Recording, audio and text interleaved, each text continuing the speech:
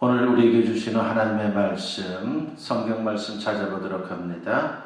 구약성경 창세기 19장 12절 말씀부터 17절까지에 있는 말씀 보도록 하겠습니다.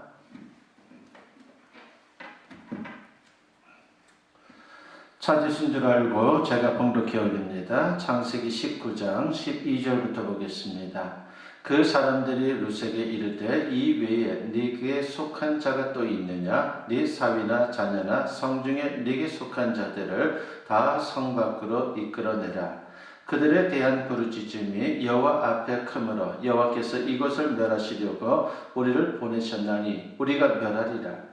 룻이 나가서 그 딸들과 결혼할 사위들에게 말하여 이르기를 여호와께서 이 성을 멸하실 터이니 너희는 일어나 이곳에서 떠나라 하되 그의 사위들은 농담으로 여겼더라. 동틀 때에 천사가 룻을 재촉하여 이르되 일어나 여기 있는 네 아내와 두 딸을 이끌어내라. 이 성의 죄악 중에 함께 멸망할까 하노라. 그러나 룻이 지체하며 그 사람들이 룻의 손과 그 아내의 손과 두 딸의 손을 잡아 인도하여 성 밖에 두니 여호와께서 그에게 자비를 더하심이었더라. 그 사람들이 그들을 밖으로 이끌어낸 후에 이르되 도망하여 생명을 보존하라. 돌아보거나 들에 머물지 말고 산으로 도망하여 멸망함을 면하라. 아멘. 이 본문 말씀을 가지고 믿음, 구원과 심판의 메시지를 소유하는 것이 있다라고 하는 제목으로 여러분과 같이 은혜를 나누고자 합니다. 많은 성도들이 영적인 능력을 잃고 세속화되는 이유는 천국과 지옥에 대해 너무 피상적으로 알기 때문입니다. 천국과 지옥에 대한 분명한 믿음이 없기에 사람들은 방탕하고 죄에 점점 빠져들고 있다라고 볼 수가 있습니다. 영국의 처칠 주장은 2차 세계대전이 끝난 다음에 영국의 도덕이 너무도 문란해지는 것을 보면서 정치가로서 자신의 한계를 느끼게 됩니다. 그래서 이런 말을 하게 됩니다. 대영 제국이 이렇게 도덕적으로 문란해진 것은 이 나라에서 더 이상 천국과 지옥에 대한 메시지가 선포되지 않기 때문이다 라고 외친 것입니다. 천국과 지옥에 대한 메시지가 한 나라를 도덕적인 문란에서 건질 수 있다라고 그렇게 처칠은 본 것입니다. 성경이 말하는 복음에는 구원에 관한 메시지만 있는 것이 아니라 심판에 관한 메시지도 포함되어 있습니다. 구원받고 축복받는 것도 복음이지만 죄에 대한 하나님의 심판 역시 복음인 것입니다. 복음은 하나님은 당신을 사랑합니다라고 말하지만 동시에 하나님을 떠나면 망합니다라고 말하는 것입니다. 성경의 핵심이 바로 구원과 심판이기 때문입니다. 그러므로 우리는 세상이 어두울수록 삶이 힘들고 지칠수록 분명한 구원과 심판의 메시지를 꼭 붙잡아야 합니다. 오늘 본문 말씀을 통해서 여러분과 같이 몇 가지를 생각해 보고자 합니다. 첫째는 오늘 본문에서 첫 번째로 우리는 소돔성을 향한 하나님의 심판의 메시지를 들을 수 있습니다. 하나님은 천사들을 소돔성에 보내 그 성의 죄악이 어느 정도인지 알아보도록 하죠.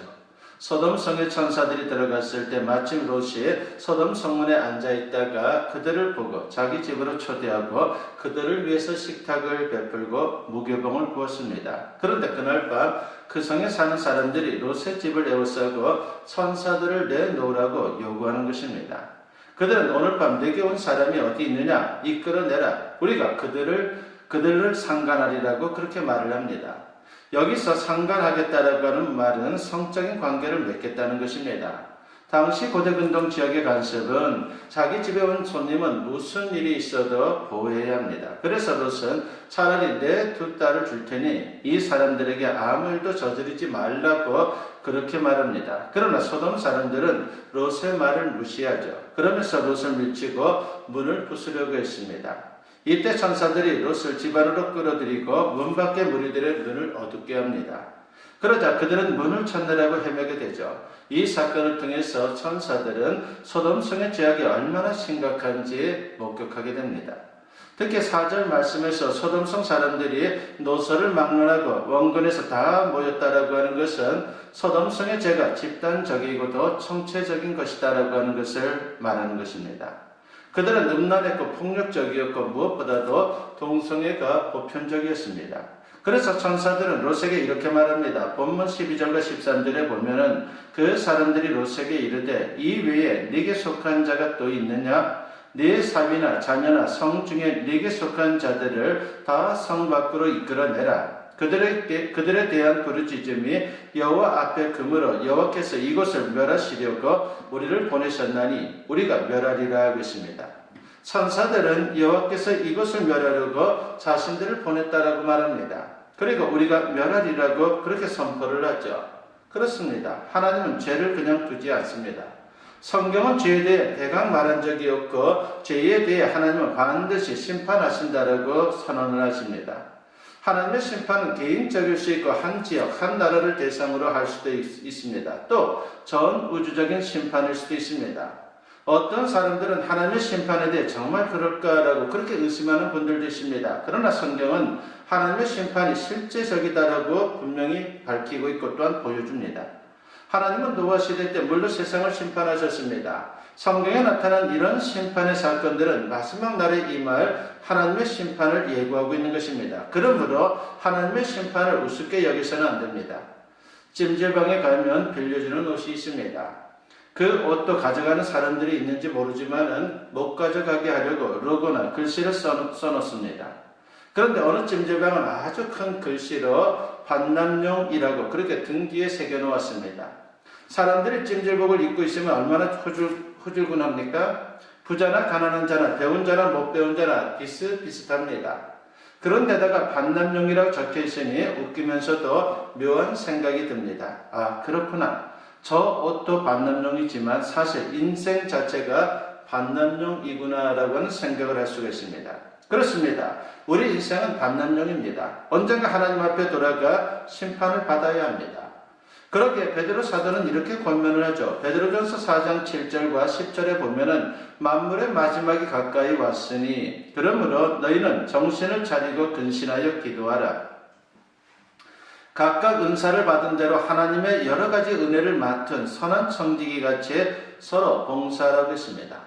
여기서 여러 가지 은혜라고 하는 것은 하나님이 우리에게 맡겨주신 것들을 말합니다. 재능, 시간, 물질, 그리고 그 밖에 우리 인생에 주어진 모든 것들을 말하는 것입니다. 이런 것들을 얼마나 잘 사용했느냐가 중요하다는 것이죠. 하나님 앞에 평가받을 때가 있기 때문입니다. 아무쪼록 이 말씀을 명심하고 남은 생에 선한 삶을 살면서 하나님 앞에 칭찬받고 천국에서도 큰 상을 받을 수 있는 우리 모두가 되었으면 합니다. 두 번째로 우리가 생각해 보고자 하는 것은 심판의 메시지를 들은 롯의 태도입니다. 천사들은 롯에게 분명한 하나님의 심판을 전합니다. 그런데 롯은 그것을 심각하게 생각하지 않았습니다. 소돔성을 빠져나가 구원을 받아야겠다라고 하는 마음이 별로 없어 보입니다. 그러자 천사들이 롯을 재촉하면서 하나님의 심판에 대해서 분명히 말합니다. 본문 15절에 보면은 동틀 때의 천사가 롯을 재촉하여 이르되 일어나 여기 있는 네 아내와 두 딸을 이끌어내라. 이 성의 죄악 중에 함께 멸망할까 하노라고 했습니다. 천사가 롯을 재촉했습니다. 그런데 이 말을 들은 롯이 어떻게 반응합니까? 16절을 보면은 롯이 지체했다라고 말합니다. 롯은 하나님의 심판의 메시지 소돔성의 멸망에 대해 들었음에도 여전히 머뭇거리고 있다는 것입니다. 왜 롯이 지체한 것입니까? 우리가 오늘 읽지는 않았지만 1절 말씀에 보면은 롯이 성문에 앉아 있었다는 기록이 나옵니다. 당시 성문은 재판하는 장소, 사업상의 거래가 있던 장소입니다. 아주 중요한 장소이죠. 롯이 성문에 앉아 있었다라고 하는 것은 그가 소돔성에서 상당한 위치에 있었다는 것을 짐작하게 합니다. 소돔성이 비록 죄악의 도시였지만은 롯에게는 중요한 삶의 터전이었습니다. 자신의 삶의 터전을 떠난다고 하는 것은 여러분도 경험해 봤지만 쉬운 일이 아닙니다. 물론 그는 하나님의 사람이었기에 소돔 사람들의 삶의 방식 때문에 힘들어했습니다. 베드로후서 2장 7절에 보면 롯은 소돔성의 무법성과 음란성 때문에 고통을 당했다라고 말씀을 합니다. 그럼에도 그는 천사가 전해준 심판의 메시지를 듣고 그 성을 떠나지 않고 머뭇거렸습니다. 롯의 이런 모습은 어쩌면 우리의 모습인지도 모릅니다. 대부분의 성도들은 세상의 타락에 대해서 한탄을 합니다. 그런데 문제는 그것뿐이다라고 하는 겁니다. 이래서는 안 된다는 것을 알지만 또 그것 때문에 아파하지만 더 이상 아무것도 하지 않습니다. 왜 이렇게 된 것입니까? 그것은 구원과 심판의 메시지가 희미하기 때문입니다. 대부분의 사람들은 지옥의 심판이 얼마나 무서운지 잘 모릅니다. 아예 하나님의 심판이 있다는 것을 잊고 사는 성도들 또한 대단히 많습니다. 그러나 구원과 심판의 메시지를 잃으면 안 됩니다. 구원과 심판의 메시지가 희미하게 되면요, 우리의 믿음은 무기력해질 수밖에 없는 것입니다. 롯의 이런 영적 분위기는 롯의 사위나 아내에게도 그대로 나타납니다. 천사들로부터 심판의 메시지를 들은 롯은 딸들과 정혼한 사위들을 찾아가서 여호와께서 이 성을 멸하실 터이니 너희는 일어나 이곳을 떠나라고 말합니다. 그러자 사위들 두 사람이 어떻게 반응을 합니까? 롯의 말을 농담으로 여겼습니다. 구원과 심판의 메시지를 심각하게 받아들이지를 않았습니다. 롯의 아내도 마찬가지입니다. 천사가 들려준 심판의 메시지가 롯의 아내에게 현실적으로 들리지 않았던 것입니다. 그래서 뒤돌아보지 말라고 하는 천사의 말을 대수롭지 않게 여기다가 결국은 소금 기둥이 되고 말았습니다. 심판의 메시지는 절대로 농담이 아닙니다. 롯의 사위들과 아내는 심판의 말씀을 농담으로 들었다가 멸망했습니다. 우리는 하나님 말씀에 민감할 필요가 있습니다. 특별히 구원과 심판의 메시지를 대강 들으면 안 됩니다. 하나님의 말씀을 듣지 않는 버릇은 예나 지금이나 같은 것 같습니다. 그러나 우리는 잘 들어야 합니다. 요한복음 5장 24절에서는 내 말을 듣고 또 나 보내신 이를 믿는 자는 영생을 얻었고 심판에 이르지 아니하나니 사망에서 생명으로 옮겼느니라고 했습니다. 그리고 25절에서는 듣는 자는 살아나리라고 했습니다. 그렇습니다. 듣는 것은 죽고 사는 문제라고 하는 것입니다. 하나님의 말씀은 하나님의 때에 말씀 그대로 이루어지는 것입니다. 그러므로 우리는 하나님의 말씀을 농담으로 여겨서는 절대로 아니 되는 것입니다.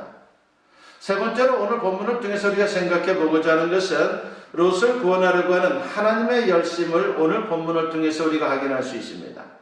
소돔성을 멸망시키는 것은 하나님의 본심이 아닙니다. 그래서 아브라함이 의인 50명이 있다면, 아니 의인 10명이 있다면 어떻게 하겠습니까? 라고 그렇게 기도했을 때에 하나님은 분명히 용서할 것이다 라고 그렇게 말씀을 하셨습니다.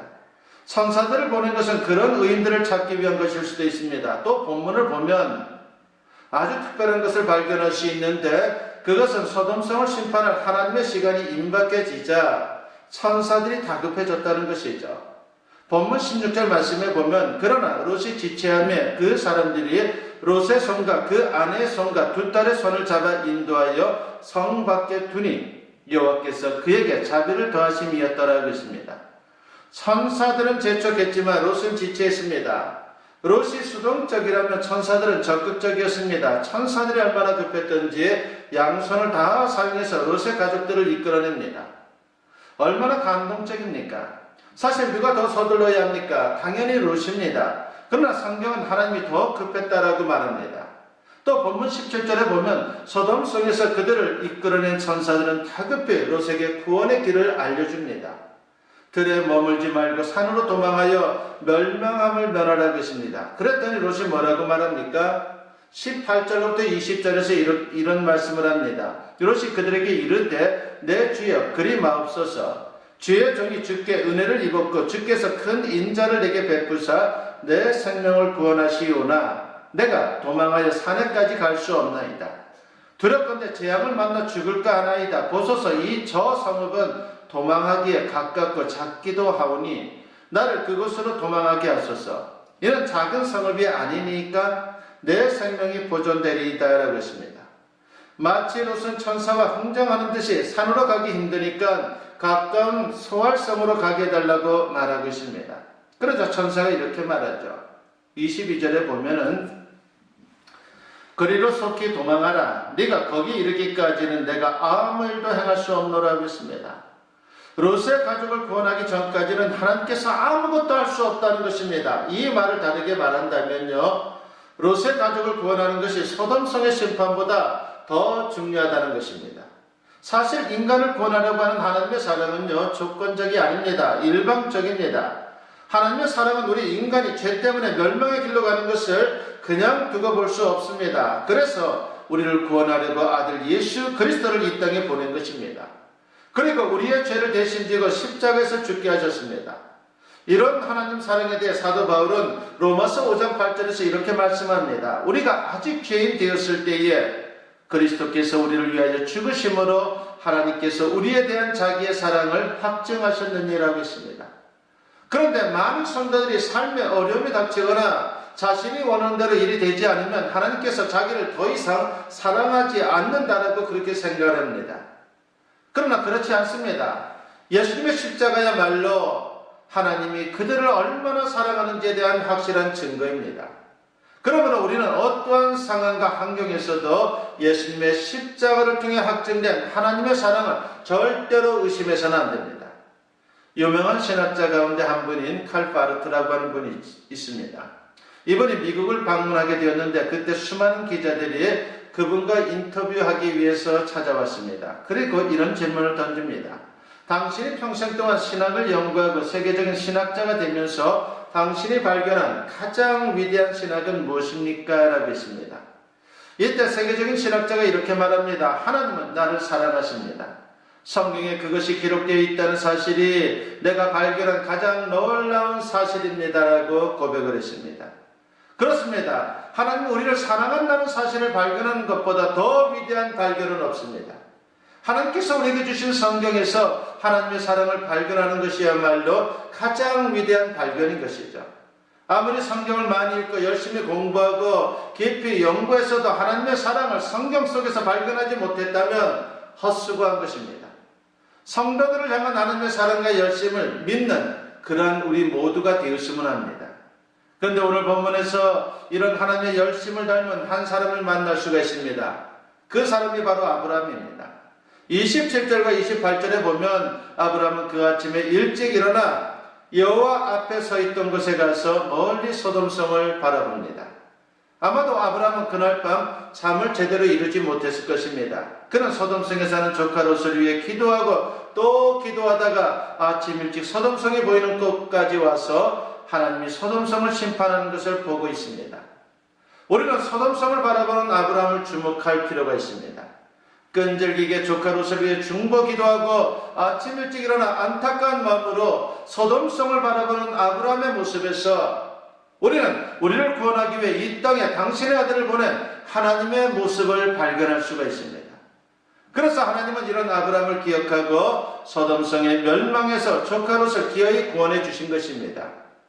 29절 말씀에 보면은 하나님이 그 지역의 성을 멸하실 때 곧 롯이 거주하는 성을 엎으실 때에 하나님이 아브라함을 생각하사 롯을 그 엎으시는 중에서 내보내셨더라고 했습니다. 하나님이 아브라함을 생각했다라고 말합니다. 자신을 닮은 아브라함을 하나님께서 당신 마음에 두셨다라고 하는 말입니다.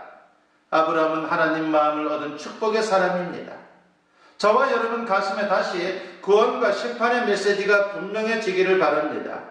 그리고 안타까운 마음으로 소돔성을 바라보는 아브라함처럼 한 영혼 한 영혼의 구원을 위해 눈물 흘릴 수 있는 성도들이 되어서 진정 죽어가는 세상을 살리는 일에 귀하게 쓰임 받을 수 있기를 주님의 이름으로 간절히 축원합니다. 기도드립니다. 사랑과 은혜가 충만하신 아버지 하나님 감사합니다. 오늘도 주님의 말씀을 통해서 한 영혼 한 영혼 사랑하는 주님의 그 마음을 보게 됩니다. 그리고 무엇보다도 우리에게 구원의 기쁨과 그리고 심판이 있다라고 하는 메시지를 통해서 그 두 가지 진리를 마음에 새기고 살아가야 된다라고 하는 것을 또한 알려주시니 감사합니다.